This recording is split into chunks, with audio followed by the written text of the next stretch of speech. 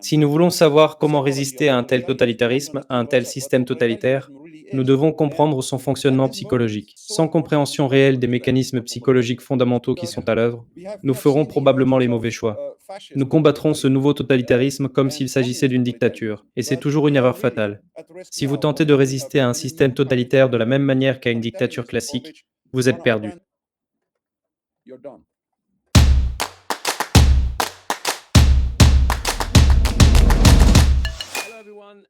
Bonjour à toutes et à tous. Aujourd'hui, avec Félix, nous recevons Mathias Desmet, que vous connaissez probablement déjà. Et si vous ne le connaissez pas, nous sommes très heureux de l'accueillir dans l'émission. Bonjour Mathias. Bonjour, merci de m'accueillir, Alexis. Félix, peux-tu présenter brièvement le travail de Mathias aux personnes qui nous regardent? Nous allons parler de ses travaux et de ce qu'il signifie pour nos sociétés modernes, en Europe et plus largement en Occident. Oui, l'Occident, est-ce que cela implique lorsqu'on porte un regard nouveau sur la démocratie? Mathias est à l'origine statisticien avant de devenir psychologue, plus précisément psychologue clinicien. Il est professeur ou chercheur à l'université de Gand, si je ne me trompe pas. Il est également l'auteur d'un livre. Nous n'avons pas vraiment besoin d'en dire beaucoup plus, car le travail et le parcours de Mathias apparaîtront naturellement au fil de notre conversation. Mais je dirais ceci, il a écrit un livre intitulé Psychologie du totalitarisme, qui a proposé un cadre véritablement novateur pour comprendre cette étrange forme de transe qui affecte tant de personnes dans ce que l'on appelle les démocraties, où elles se comportent de plus en plus, dans une certaine mesure, comme des moutons, sans que cela soit réellement expliqué. Ce livre a provoqué un énorme retentissement parce qu'il a immédiatement été repris par plusieurs personnalités disposant d'une audience considérable aux États-Unis, notamment Joe Rogan, Tucker Carlson et Robert F. Kennedy Jr., pour n'en citer que quelques-unes. Vous pouvez donc imaginer l'attention qu'il a suscité. Ce qui est intéressant, c'est que les personnes que je viens de citer sont pour la plupart associées à la droite, même si ces étiquettes deviennent de plus en plus dépourvues de sens. Je crois que nous sommes tous d'accord là-dessus. Mais en tant que personne qui se situe davantage à gauche, je trouve cette thèse et ce cadre d'analyse prodigieusement puissants. Je suis donc très heureux d'avoir cette conversation avec vous. Peut-être devrions-nous commencer par le commencement, Mathias, avec une question simple. Le concept sur lequel vous travaillez, que vous empruntez, je crois, à Gustave Le Bon, est celui de la formation de masse. Pourriez-vous simplement nous le définir comme point de départ de cette conversation? Oui, je vais faire de mon mieux. Gustave Le Bon a employé le terme formation de masse à quelques reprises, si je ne me trompe pas, mais assez peu.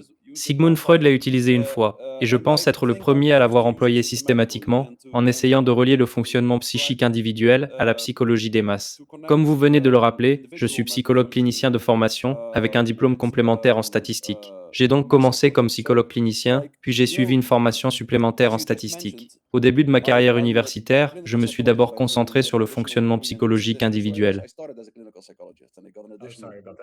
Ensuite, pendant la rédaction de ma thèse, puis comme chercheur postdoctoral, je me suis intéressé à la psychologie des groupes, parce que j'ai commencé à constater que de nombreux aspects du fonctionnement psychologique humain ne peuvent pas être compris à partir de la seule psychologie individuelle. Dans mon travail de chercheur universitaire, je suis notamment tombé sur un phénomène très étrange, que j'appelais alors l'aveuglement des experts. J'ai découvert que, dans certaines conditions, des personnes extrêmement instruites, et bien souvent très intelligentes, peuvent devenir complètement aveugles et adhérer aux théories, aux idéologies et aux récits les plus absurdes. Plus j'étudiais ce phénomène, plus je prenais conscience qu'il était absolument crucial pour comprendre ce qui se passe dans notre culture et dans nos sociétés occidentales.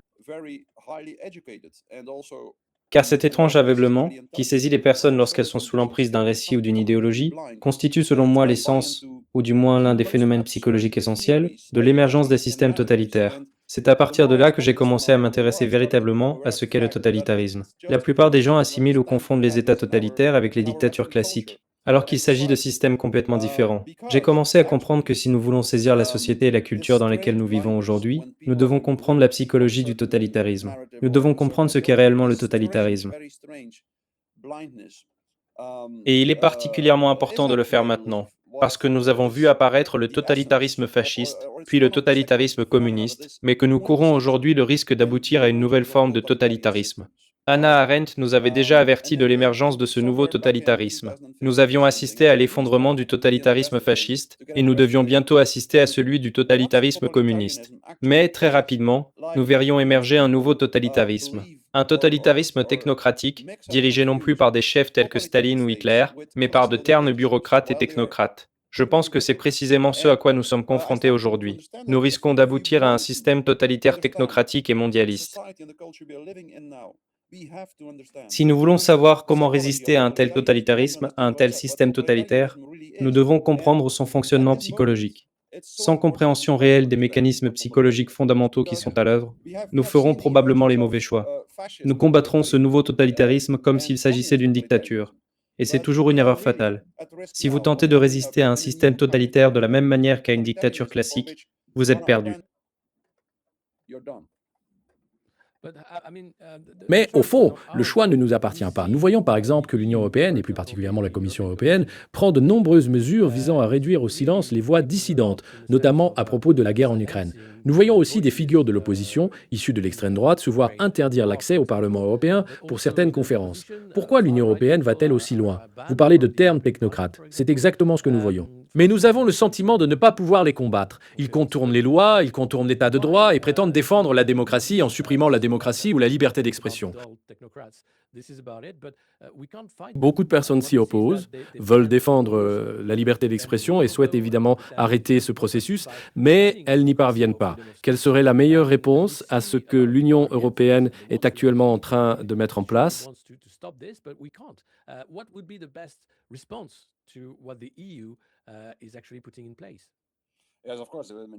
Oui, bien sûr.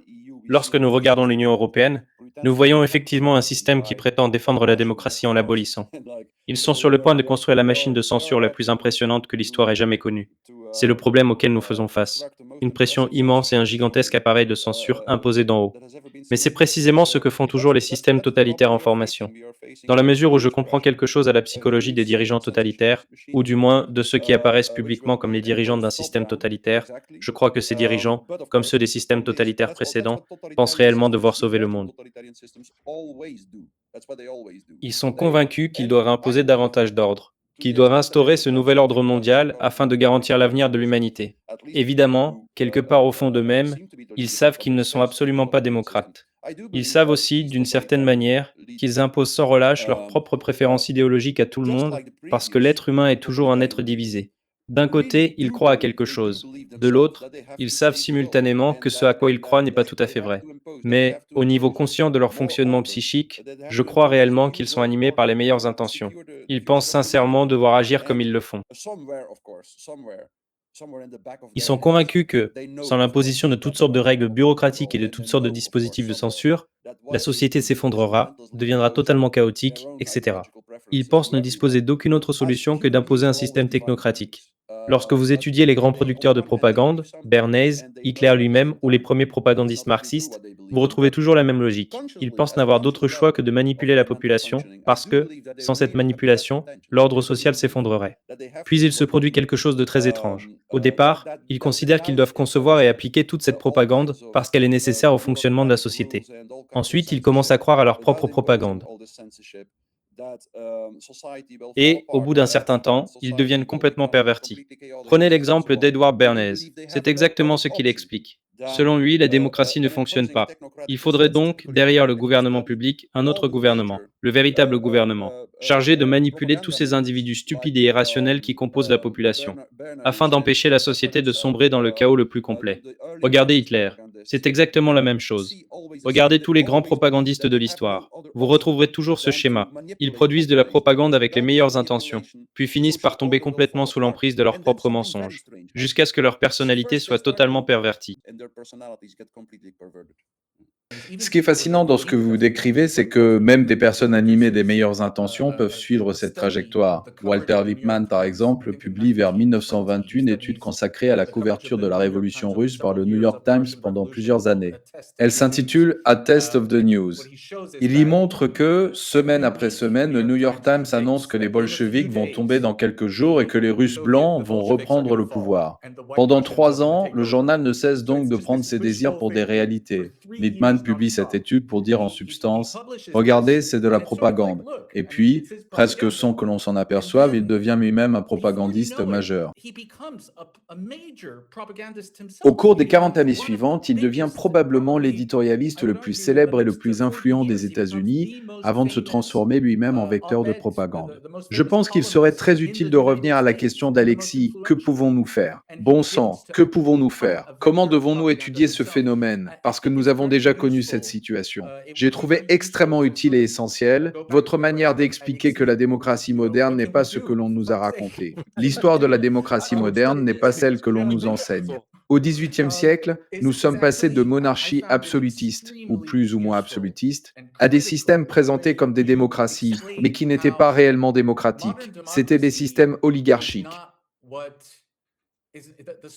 Ce qui est intéressant, c'est que les Occidentaux ont tendance à considérer la propagande comme un phénomène exogène, qui viendrait de l'extérieur. Ce serait quelque chose qui existe en Chine ou dans la Russie de Poutine, mais qui n'existerait absolument pas en Occident. En réalité, la propagande apparaît comme un sous-produit du conte de fées selon lequel nous vivrions en démocratie. À partir du moment où l'on affirme cela, il faut faire croire au peuple que c'est lui qui dirige, que nous vivons dans des pays où le public décide, alors que ce n'est pas réellement le cas. Tant que Louis XIV dit, en substance, «L'État, c'est moi», il n'a pas besoin de propagande. Soit vous l'acceptez, soit vous êtes emprisonné ou exécuté. Mais dès que s'installe cette idée, cette illusion de démocratie, il devient nécessaire de combler l'écart, la dissonance cognitive, entre ce que l'on raconte aux citoyens sur le système dans lequel ils vivent, notamment à travers le récit de la Révolution française, et la réalité. Aux États-Unis, par exemple, les citoyens autorisés à voter étaient notamment des propriétaires possédant des esclaves. Pourriez-vous nous guider à travers cet immense paradoxe?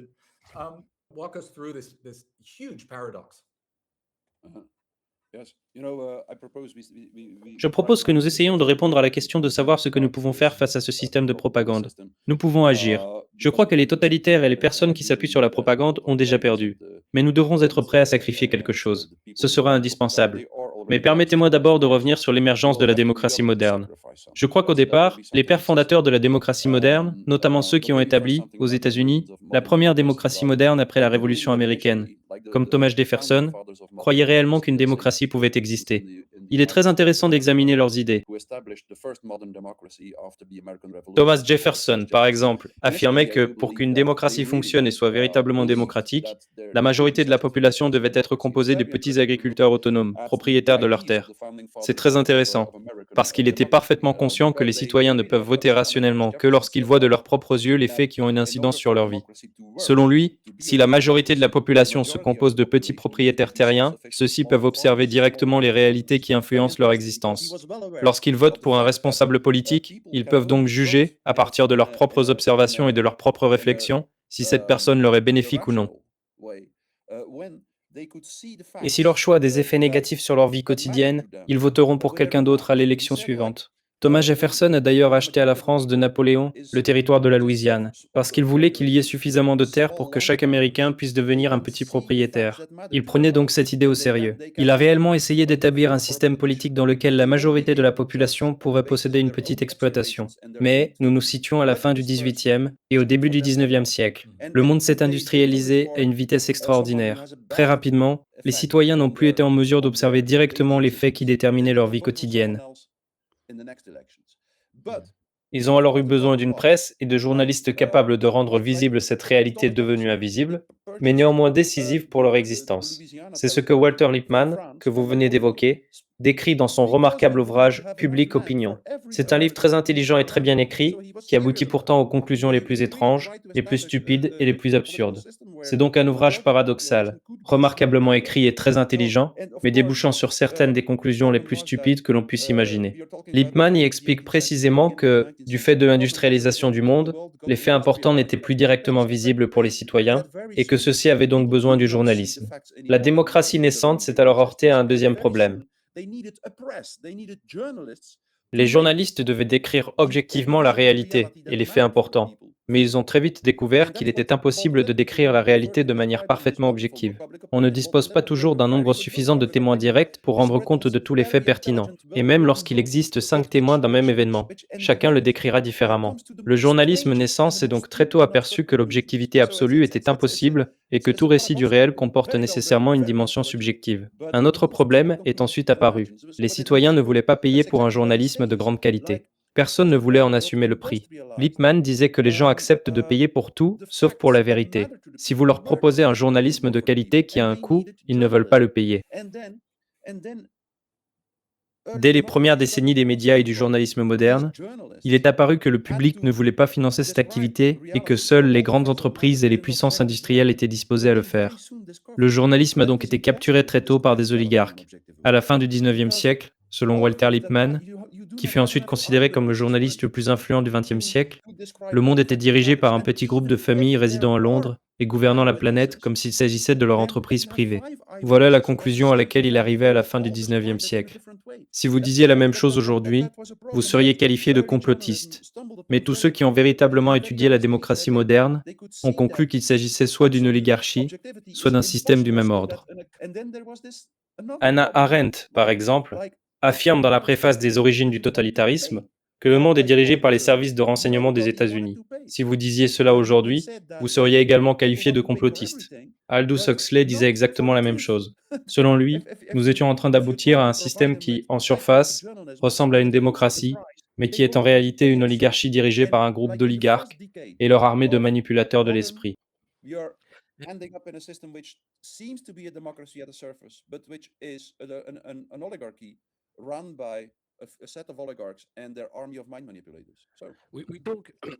Au monde moderne, nous parlons beaucoup des réunions du groupe Bilderberg avec Giorgio Bombas, un journaliste qui connaît très bien ce sujet. Nous constatons qu'après, les banquiers, les dirigeants de ce club atlantiste sont désormais les seigneurs de la technologie, notamment les responsables de Palantir, avec son fondateur et actuel PDG Alex Karp. Vous avez lu le manifeste de Palantir, qui affirme clairement que les démocraties sont terminées, ou du moins qu'elles sont devenues obsolètes. Quel sera l'impact de l'intelligence artificielle, de ces technologies massives de traitement des données et d'entreprises comme Palantir sur l'avenir des sociétés humaines? Car nous ne pouvons déjà plus vraiment les qualifier de démocratie.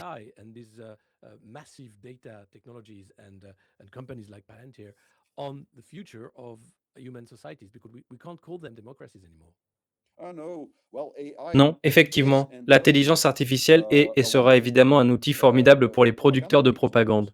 Comme pour Google, la plupart des gens ne réalisent pas qu'à bien des égards, Google a d'abord été un outil de propagande.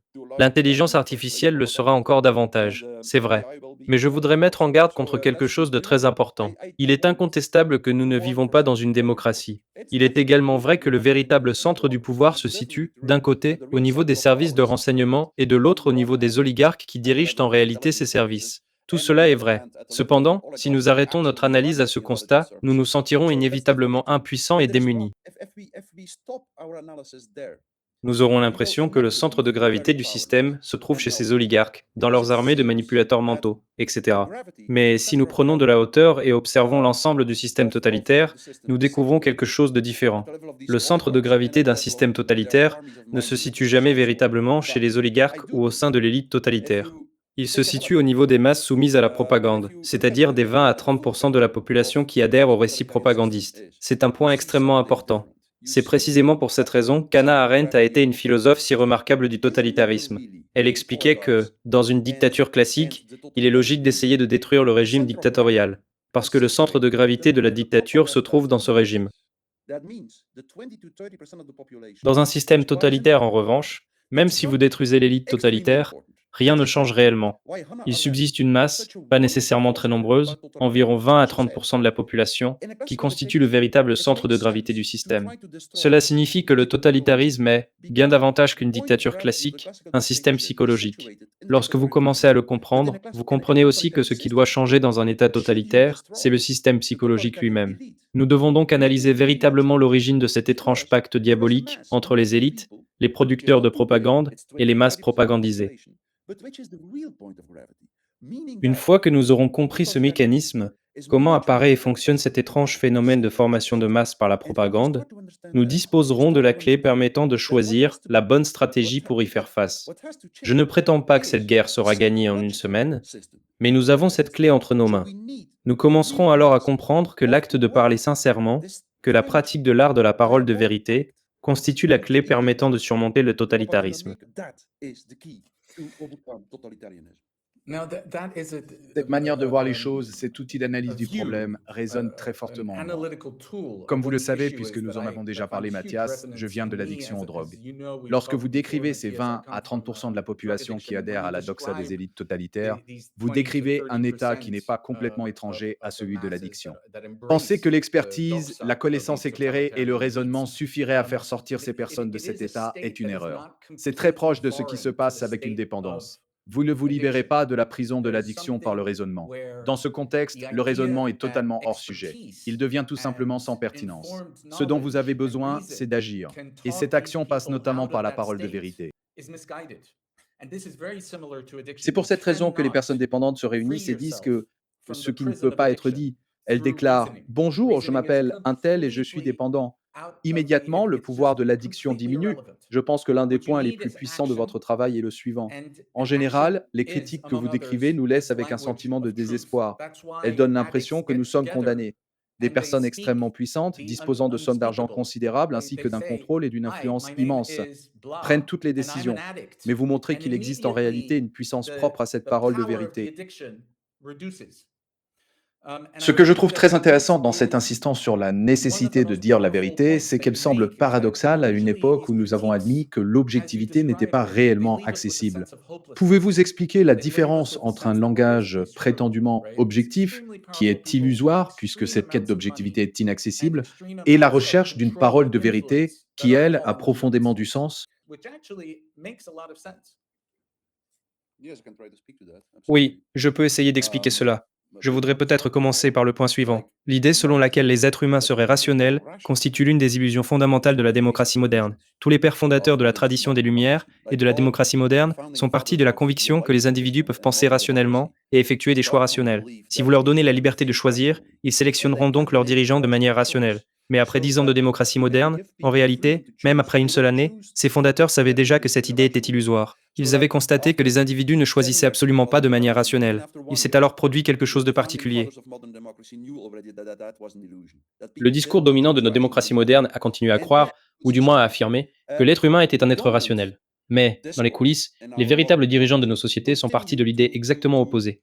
Les êtres humains sont des êtres émotionnels et peuvent être manipulés indéfiniment par la propagande, précisément parce qu'ils sont émotionnels. Et c'est vrai.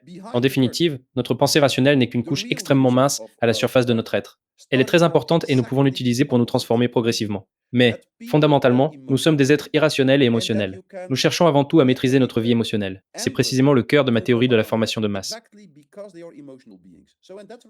J'y décris d'abord comment, au cours de la modernité, un nombre croissant de personnes ont commencé à se sentir seules. De plus en plus d'individus ont été confrontés à une absence de finalité et de sens dans leur existence. Cette solitude et cette perte de sens ont entraîné des phénomènes très étranges dans notre vie émotionnelle et affective. Les individus ont commencé à éprouver toujours davantage d'anxiété, de frustration et d'agressivité flottante, des émotions qui ne sont associées à aucune représentation mentale précise et qui, par conséquent, ne peuvent pas être contrôlées. Lorsque de nombreuses personnes sont confrontées à de telles émotions flottantes, la propagande devient extrêmement efficace. Elle consiste en un récit absurde qui fournit un objet à leurs émotions. Elle leur dit, par exemple, qu'il existe un virus dangereux, alors que ces personnes n'ont jamais vu ce virus. Mais comme leur anxiété flotte librement et que quelqu'un répète constamment ce récit, elles finissent par associer leur anxiété à ce virus. Elles ont alors l'impression de pouvoir contrôler leur anxiété, leur frustration et leur agressivité. C'est ainsi que le mécanisme fonctionne. Oui, mais c'est précisément ce qui se passe avec l'Ukraine. On installe dans l'esprit des gens la peur d'une guerre mondiale, puis on leur dit que les Russes sont l'ennemi. C'est la même chose avec l'immigration. On leur dit, le problème c'est l'étranger, vous devez le combattre. On trouve donc toujours un objet sur lequel faire jouer la peur, afin que les individus se regroupent et se disent, je mène un combat. Les réseaux sociaux et les plateformes contribuent-ils à ce phénomène? Les personnes sont isolées, mais disposent simultanément d'un accès permanent à cette industrie de la peur. Et les responsables politiques viennent évidemment se greffer par-dessus. Comment interprétez-vous par exemple le fait qu'Elon Musk ait choisi d'acheter Twitter plutôt qu'un journal, à la différence de Jeff Bezos? S'agit-il d'un changement d'échelle ou simplement du fait que la propagande se déploie désormais sur les plateformes, même lorsque celles-ci prétendent défendre la liberté d'expression?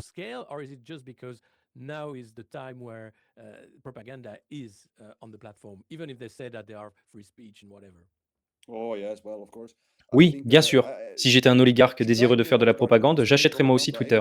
Je n'achèterais plus un journal. Mais au fond, tous ces acteurs fonctionnent de la même manière. Pour être honnête, les gens ordinaires et les petits propagandistes produisent eux aussi de la propagande.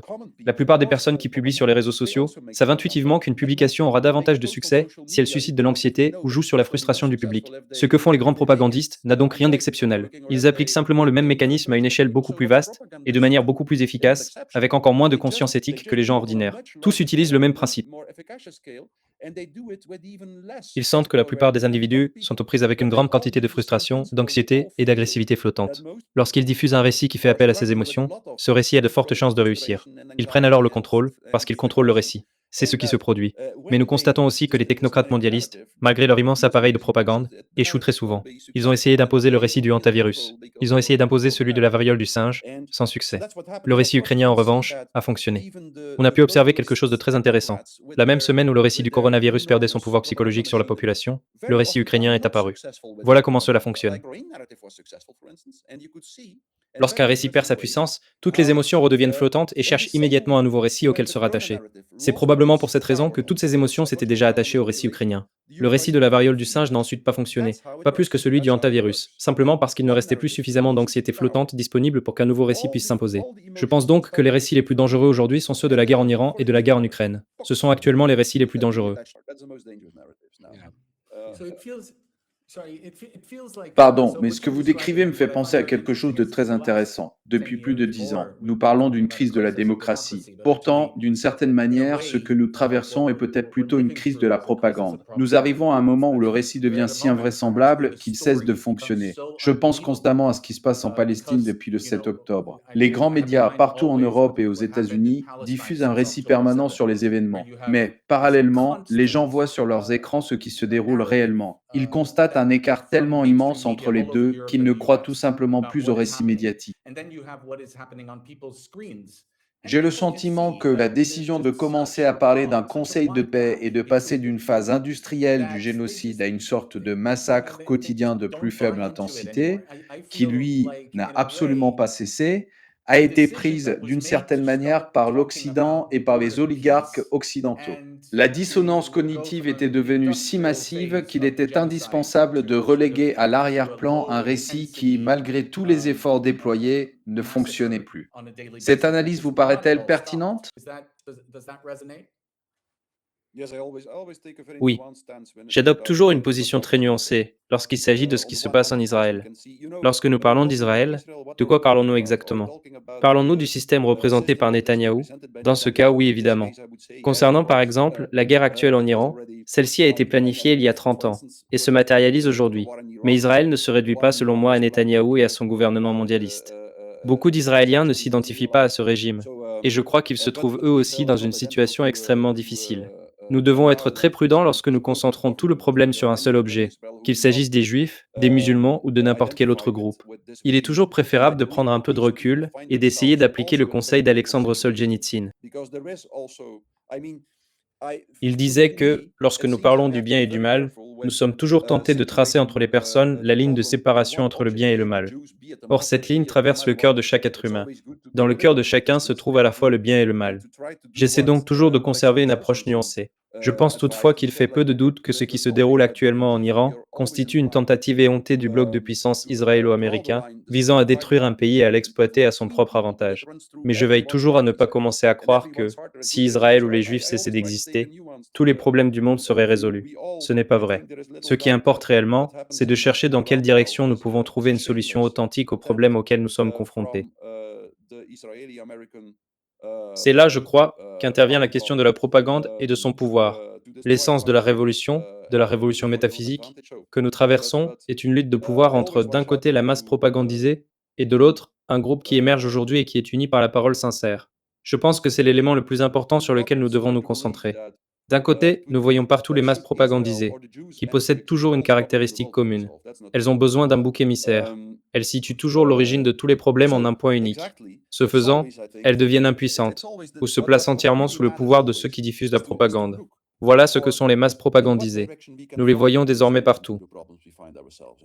De l'autre côté, nous voyons émerger très lentement dans nos sociétés un groupe qui presse qu'il existe quelque chose de fondamental dans la vérité. Ce groupe affirme que nous devons nous efforcer d'être réellement ouverts d'esprit, d'écouter les personnes qui ont une opinion différente et de trouver des mots capables de créer une relation entre les êtres humains. Nous avons donc, d'un côté, les masses propagandisées et de l'autre, un groupe de personnes unies par ce que j'appelle la parole sincère. Ces deux formes de rassemblement sont profondément différentes. Dans une masse, le critère d'inclusion est l'adhésion à la même opinion. Vous appartenez à la masse si vous partagez l'opinion commune. C'est une caractéristique fondamentale de la formation de masse. Tout le monde doit penser de la même manière, et une intolérance radicale s'exerce contre ceux qui ont une opinion différente. Dans un groupe uni par la parole sincère, c'est exactement l'inverse. Ce qui unit les personnes n'est pas une opinion commune, mais un principe éthique. Les différences d'opinion ne constituent pas un motif d'exclusion ou d'excommunication. Elles deviennent une occasion d'aimer. Je dis souvent que si vous aimez quelqu'un uniquement parce qu'il partage votre opinion ou parce qu'il vous ressemble, ce que vous ressentez n'est pas de l'amour, mais du narcissisme. Ce que vous aimez n'est pas l'autre personne, c'est votre propre reflet. Je pense que c'est l'une des choses les plus essentielles à comprendre aujourd'hui.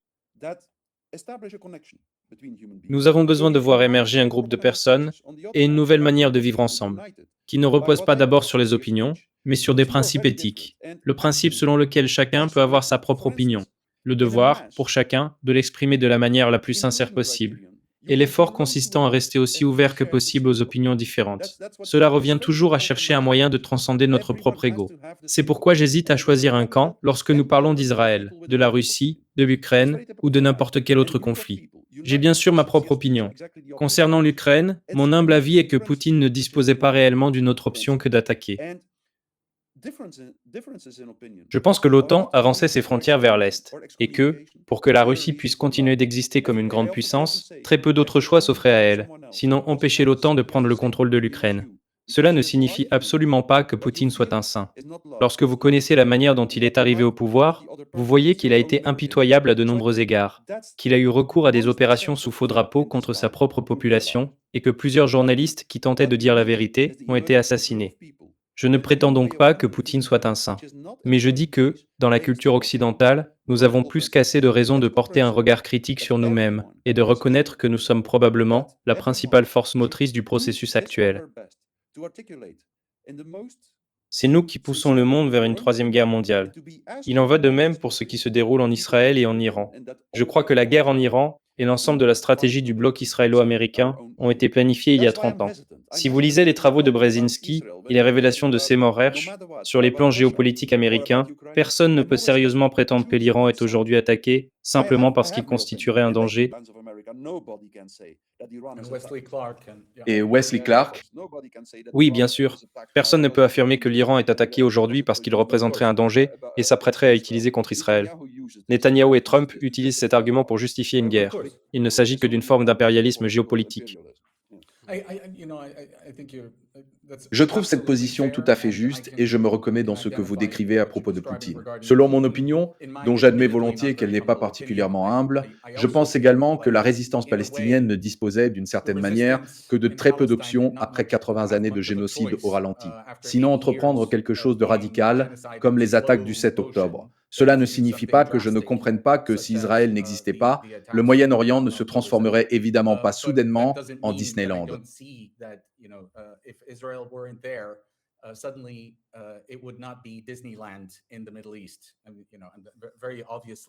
Évidemment. Puis-je ajouter une chose, Félix? Je pense que le même raisonnement vaut pour les personnes qui, en Israël, veulent réellement la paix. Les citoyens ordinaires qui la souhaitent sincèrement se trouvent eux aussi dans une situation impossible, à cause des va en guerre. J'admets qu'il est très difficile de savoir qui a fondé le Hamas, le Hezbollah, etc.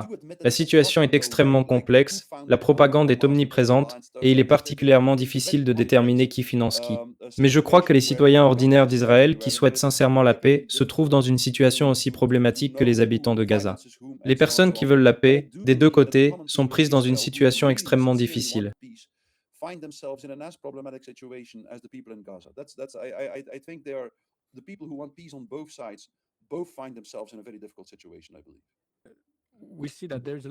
Nous voyons circuler une multitude de récits. Les personnes qui organisent la propagande parlent d'ailleurs ouvertement de narratifs. Pourtant, il existe un récit qui ne résiste pas à l'épreuve des faits, celui de la démocratie. L'Union européenne a créé ce bouclier européen de la démocratie. Mais nous revenons toujours au même constat. Il y a bien sûr de la propagande, mais aussi énormément de censure. Cette censure prouve-t-elle que la propagande ne fonctionne plus? Ou bien les responsables du système ne souhaitent-ils plus aller plus loin dans la propagande et considèrent-ils finalement la censure comme le moyen le plus simple d'obtenir l'effet de masse qu'ils recherchent?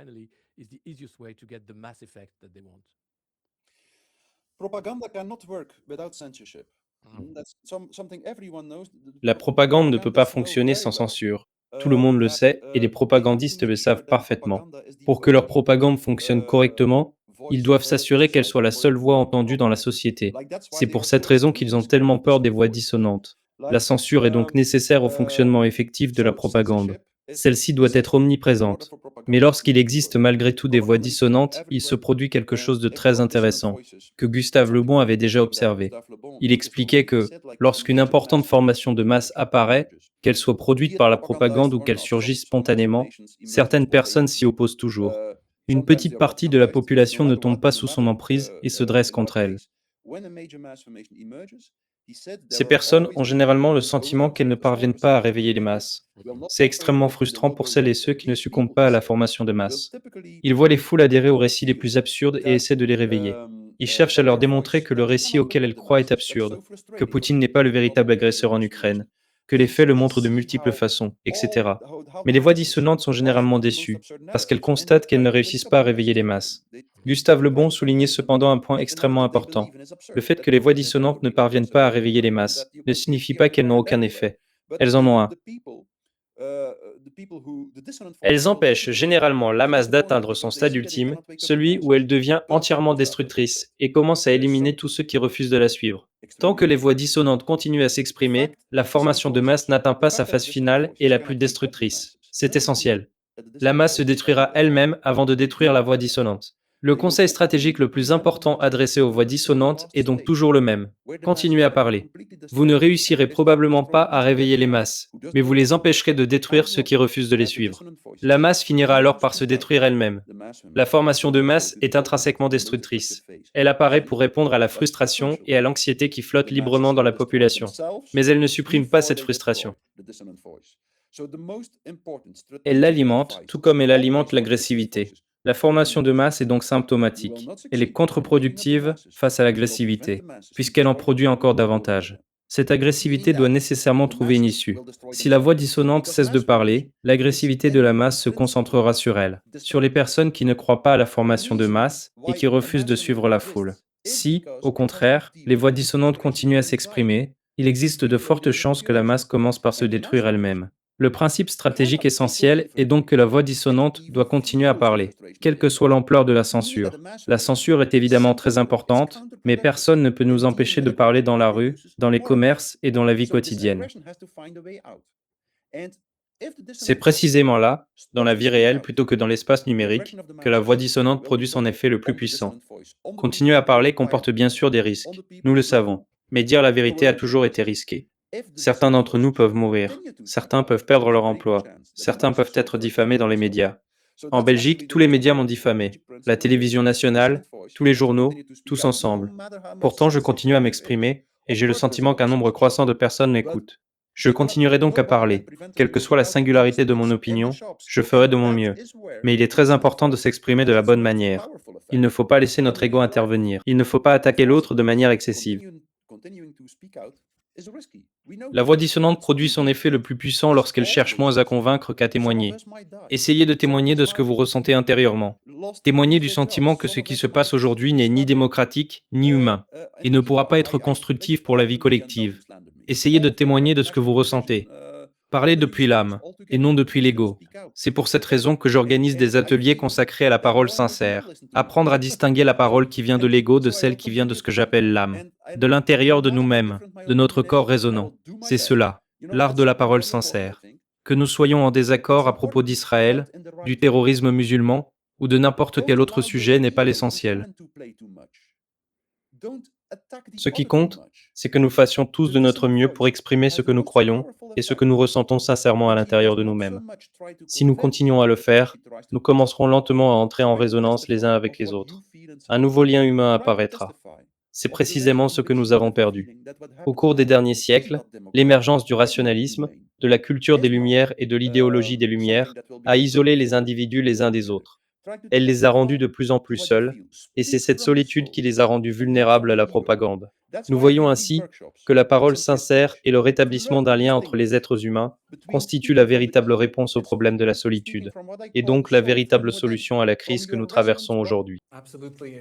Absolument. Alexis et moi parlons beaucoup de cette question pour être refondée ou peut-être fondée entièrement sur de nouvelles bases. La démocratie exige des médias décentrés du pouvoir et des instituts de sondage, eux aussi indépendants des centres de pouvoir. Elle nécessite probablement également une part de tirage au sort plutôt que de reposer exclusivement sur les élections. Les Athéniens avaient déjà compris, il y a plus de 2 millénaires, les problèmes intrinsèques à la reproduction des classes dominantes. Mais la démocratie exige aussi du lien, c'est la clé de tout. Et c'est particulièrement intéressant pour moi, encore une fois, en tant que personne en rétablissement après une addiction. Le contraire de l'addiction n'est pas la sobriété, c'est pas l'abstinence. Le contraire de l'addiction, c'est la connexion aux autres. Nous travaillons actuellement sur un projet à propos duquel j'aimerais connaître votre avis. Nous voulons demander aux candidats à la prochaine élection présidentielle française de participer à quelque chose qui ressemblerait aux ateliers que vous venez de décrire. Ils ne seraient pas obligés de le faire publiquement, car la confidentialité favorise la sincérité, mais ils accepteraient de reconnaître qu'un tel exercice constitue une dimension importante de la vie démocratique. Après avoir participé à ces petits ateliers, ils pourraient encourager les citoyens à faire de même. Nous pourrions réunir des groupes composés de personnes venant de territoires très différents, ayant des convictions politiques très différentes, appartenant à des générations différentes, etc. L'objectif serait de les amener à se rencontrer et à se voir d'abord comme des êtres humains, avant de se considérer comme des adversaires politiques ou comme les représentants de catégories opposées. Ce processus vous paraît-il constituer une voie intéressante?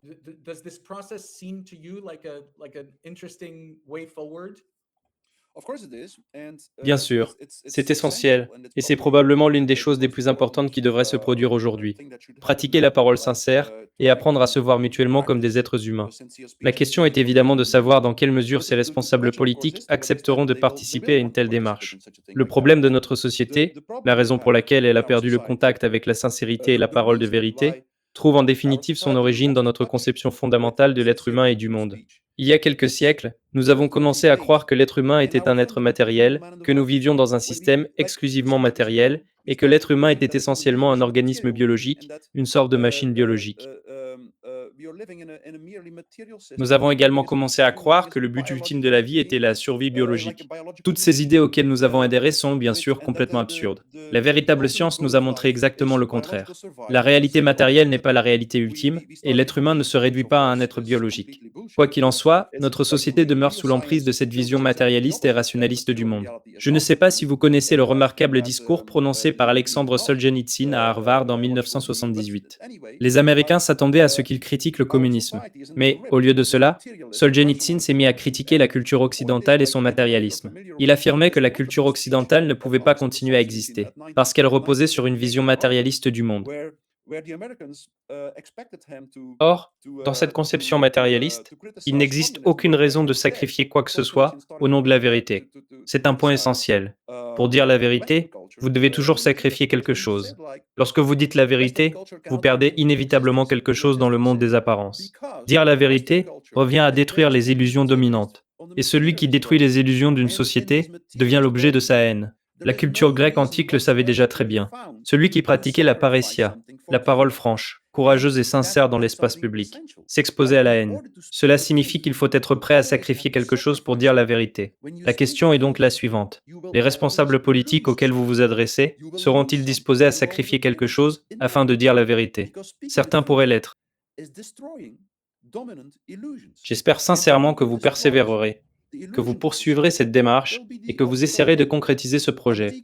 Si je peux vous aider, je le ferai volontiers, mais je reste sceptique quant à leur volonté réelle de jouer le jeu.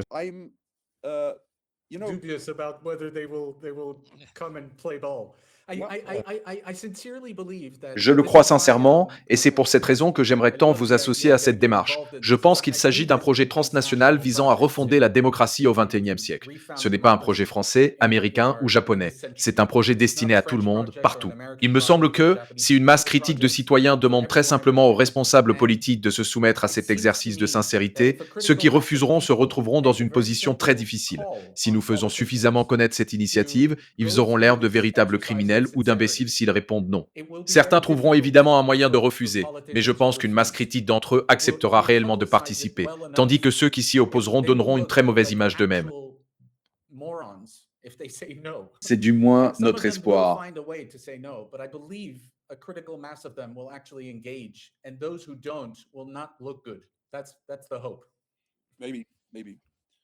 Peut-être.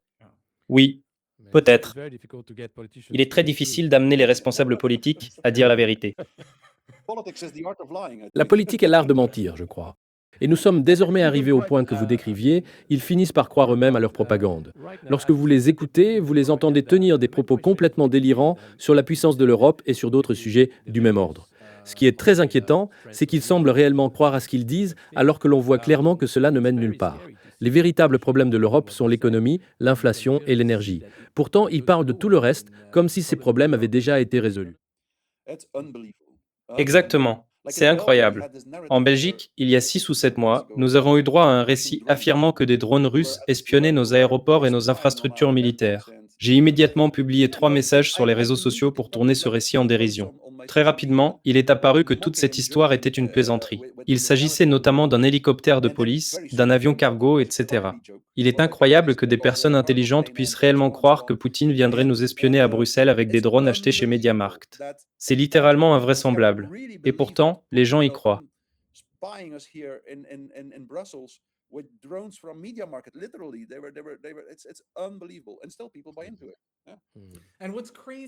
Ce qui est fou, et je suis conscient du temps, donc nous pouvons peut-être commencer à conclure, c'est que cette propagande particulièrement stupide nous fait perdre de vue ce qui se déroule réellement en Russie. Des personnes comme Sergei Karaganov, qui conseille Poutine ainsi que de nombreux autres dirigeants russes depuis longtemps, soutenaient déjà il y a quelques années que si la Russie voulait rétablir une véritable dissuasion, elle devrait peut-être frapper non seulement l'Ukraine, mais également les puissances qui la soutiennent, c'est-à-dire les pays européens. Ces pays produisent désormais, comme nous le savons, des drones dans toute l'Europe. Karaganov explique en substance que la seule chose qu'ils comprendront peut-être serait que la Russie commence à bombarder non seulement l'Ukraine, mais aussi d'autres territoires.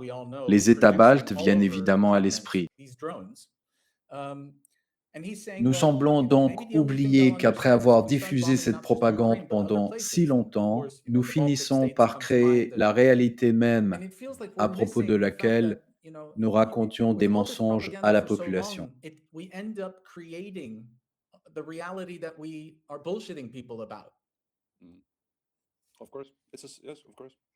Oui, bien sûr. C'est effectivement l'un des problèmes de la propagande actuelle. Ils peuvent provoquer la Russie jusqu'au moment où celle-ci n'aura réellement plus d'autre choix que d'attaquer l'Europe. Je pense toutefois que Poutine est un homme relativement maître de lui-même, qui perçoit le risque et ne tombera pas facilement dans ce piège. Mais un problème encore plus grave est qu'il existe une forte probabilité qu'il recourt à des opérations sous faux drapeau, afin de prétendre que Poutine a attaqué l'Europe. Poutine lui-même a d'ailleurs utilisé des opérations sous faux drapeau pour justifier la seconde guerre de Tchétchénie.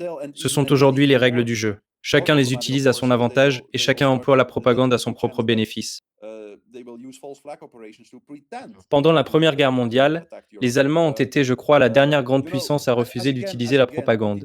Hitler a formulé à ce sujet une analyse correcte. Selon lui, c'est pour cette raison que l'Allemagne avait perdu la guerre.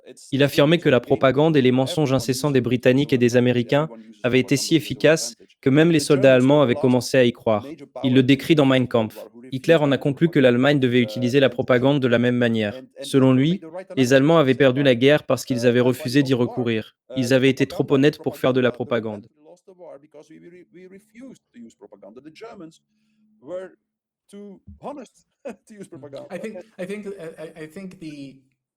Le degré auquel les nazis se sont inspirés des États-Unis constitue l'une des histoires les moins racontées du XXe siècle. Lorsque l'on examine la littérature consacrée au sujet, notamment l'influence d'Edward Bernays sur le travail de Joseph Goebbels, il est stupéfiant que cette histoire ne soit pas davantage connue. C'est tout simplement incroyable. Oui, absolument. Lorsque l'on se plonge réellement dans ces questions, on comprend que l'histoire est aussi, comme on le dit, une fable sur laquelle tout le monde s'est mis d'accord. Et c'est vrai, si vous étudiez l'histoire réelle de l'émergence du marxisme et de l'Union soviétique, ainsi que le rôle joué par les grands banquiers de Wall Street, c'est incroyable. Vous découvrez une histoire complètement différente, beaucoup plus proche des faits.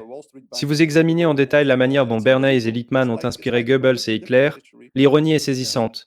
Il en va de même lorsque vous voyez comment les principaux scientifiques nazis ont été transférés vers l'Union soviétique et les États-Unis dans le cadre de l'opération Paperclip et de l'opération Artichoke. Ou encore, lorsque vous constatez qu'un homme juif, Sidney Gottlieb, dirigeait le programme NK Ultra, dans lequel des scientifiques issus des camps de concentration allemands ont collaboré avec Sidney Gottlieb. C'est incroyable. Lorsque vous lisez l'histoire et que vous l'étudiez avec un esprit ouvert, vous découvrez Dieu merci, nous avons votre travail. Je dis Dieu merci parce que j'ai la foi. Je remercie donc Dieu pour votre travail ainsi que pour celui de personnes que nous avons récemment interrogées comme Aaron Good. Je ne sais pas si vous le connaissez ou si vous connaissez ses recherches. Dans le cas contraire, nous devrions vous mettre en relation. Alexis et moi pourrions organiser une conversation vraiment très intéressante entre vous. C'est selon moi la personne qui a décrit de la manière la plus convaincante ce que l'on appelle l'état profond et la façon dont il s'est constitué dans l'histoire américaine.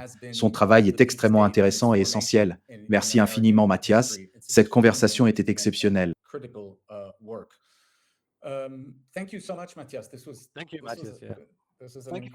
merci de m'avoir invité. J'ai moi aussi la foi, Félix, et je suis très heureux de l'avoir dans l'époque que nous traversons. Et Alexis aussi? Oui. J'ai foi dans la vérité et dans le fait qu'il existe quelque chose de plus grand que nous. Nous devons être unis pour dire la vérité au sein de cet empire de mensonges et de corruption. C'est un point extrêmement important. Beaucoup de personnes pensent que avoir la foi consiste à savoir ce qu'est la vérité. Or, j'ai souvent le sentiment que la foi consiste simplement à savoir que nous ne connaissons pas la vérité. Exactement. C'est à peu près cela. Merci à vous deux. J'ai adoré cet échange. Merci. Au revoir. Merci à toutes et à tous. Au revoir.